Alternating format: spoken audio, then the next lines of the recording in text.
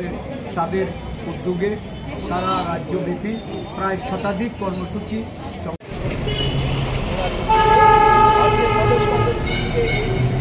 সারা ত্রিপুরা রাজ্যে প্রতিপালিত হচ্ছে। মূল অনুষ্ঠান হচ্ছে নিয়ম ব্রেক করছে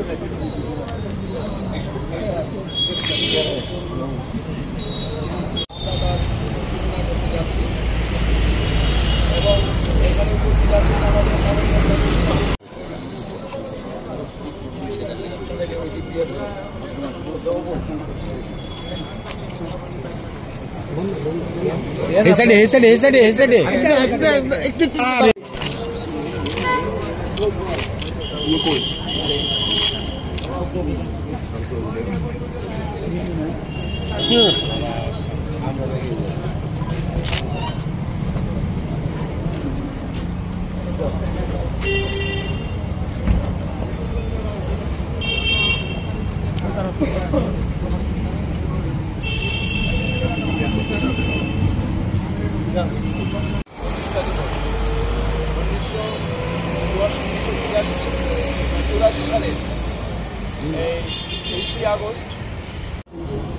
আদি আমাদের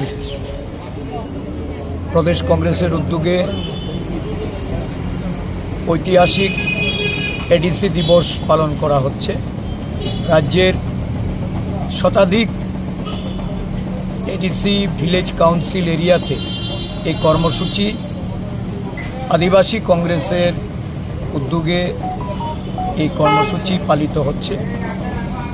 1984 সালের এমনি দিনে তৎকালীন ভারতবর্ষের প্রধানমন্ত্রী প্রয়াত ইন্দিরা গান্ধী সংসদে এই সংশোধনীর মাধ্যমে ষষ্ঠ তফসিলভুক্ত ত্রিপুরাকে উনি যখন ঘোষণা দেন, ওনার এই অবদানে এই রাজ্যের আদিবাসী এবং রাজ্যবাসী সকলে আজকে এই মহান নেত্রীর প্রতি আমরা শ্রদ্ধাঞ্জলি অর্পণ করছি। এটা বলতে দ্বিধা নেই যে এই রাজ্যের আদিবাসীদের উন্নয়নে এখন অবধি যা কিছু এটা কংগ্রেসের দান। কংগ্রেস কেন্দ্রের সরকারে থাকা অবস্থায় এই রাজ্যে বর্তমান এডিসি বা এই রাজ্যের আদিবাসীদের নিয়ে যারা দীর্ঘ সময় রাজনীতি করেছেন, তাদের রাজনৈতিক এবং তাদের যে ইমোশনকে নিয়ে যারা দীর্ঘ সময় রাজনীতিতে অবতীর্ণ, এটা কোনো সরকারেই তাদের জন্য কিছু করেন।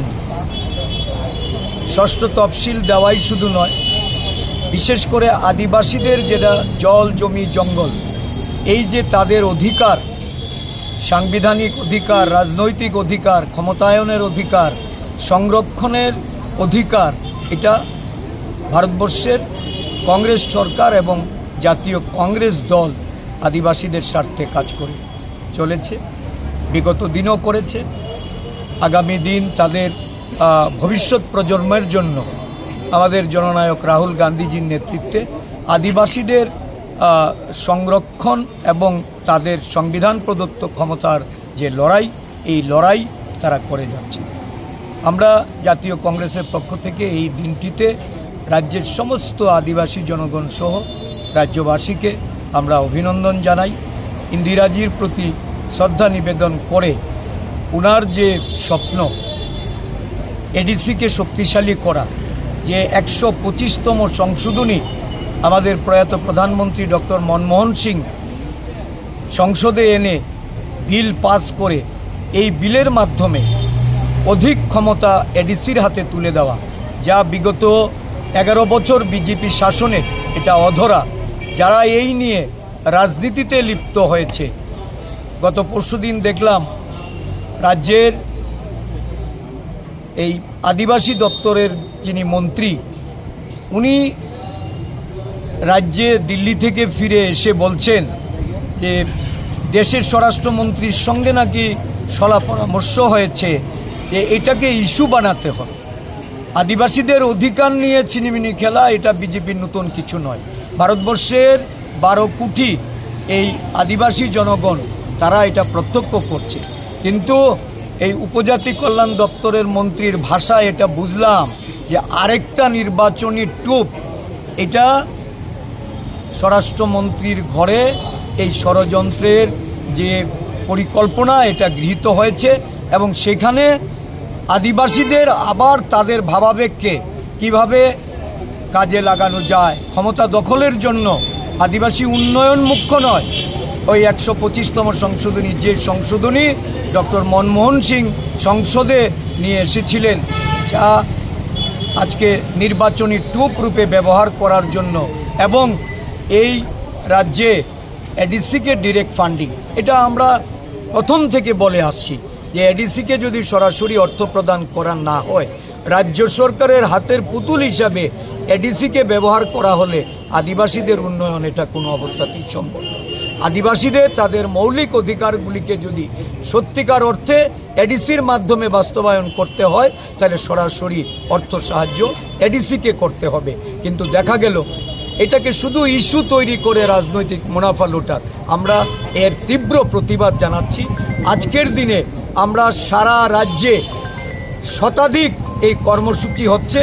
আদিবাসী জনগণের কাছে আমাদের বার্তা যে আপনারা আসুন, এগিয়ে আসুন, আমাদের কংগ্রেস দলকে শক্তিশালী করুন।